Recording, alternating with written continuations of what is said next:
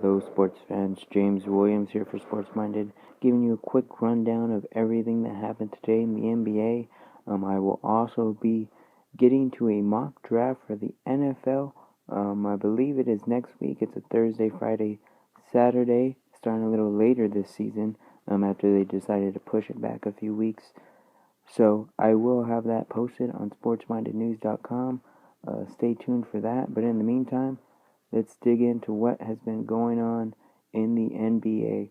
We have 3 Game 7s in the first round of the playoffs so far.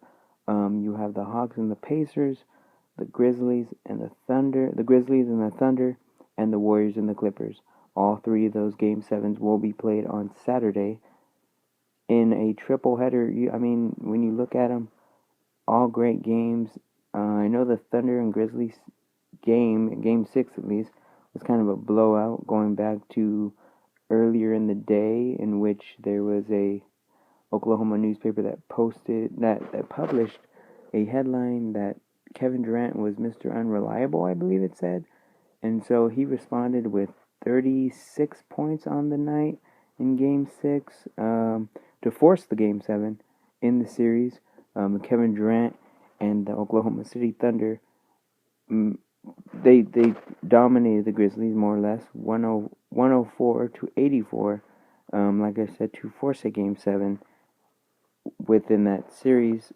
Going into the other series, the Hawks and the Pacers, the top-seeded Pacers, they seem to be playing up and down, but they will host the Hawks on Saturday in Game 7 of the Eastern Conference playoffs. It'll be interesting to see. Can the Hawks pull out the victory on the road, or will the top-seeded Pacers slide through and get a win, a much-needed win? Obviously a much-needed win for both teams, but for the Pacers, they could really use that, especially all the doubt they must have within their fan base. Also, the last game that just finished not too long ago, the Warriors and the Clippers, a lot of off-the-field stuff, and even the off-the-field stuff still continues with Donald Sterling. I guess it's out there now that he has been battling cancer, and just everything with that. The NCAAP, I believe. I don't want to butcher that, but even the NAACP president resigned after all the Donald Sterling scrutiny and stuff that's been going on. So that stuff is still kind of hanging out around there. But on the court, you have the Warriors, kind of tie the series back up after, and they kind of answered back after that big rally the Clippers had at home in that same day in which Donald Sterling was suspended and banned for life. So the Warriors answered back nicely, and they got a quick win. Not a quick win, but a close win. 100 to 99, a 1-point game in Game 6.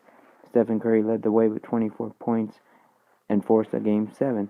So we'll see how the Warriors and Clippers do in that one. So, we have a lot of great stuff going on. One of the better playoff rounds or seasons, I guess you can say. Well, it's still early, but one of the better ones in quite a while. It seems like the playoffs never seem to disappoint. And with that said, we will now just wait and see what is going to happen in the NBA with all these playoffs. Don't forget the Donald Sterling stuff is still hanging out there. Some quick NFL news. Vince Young signed with the Browns.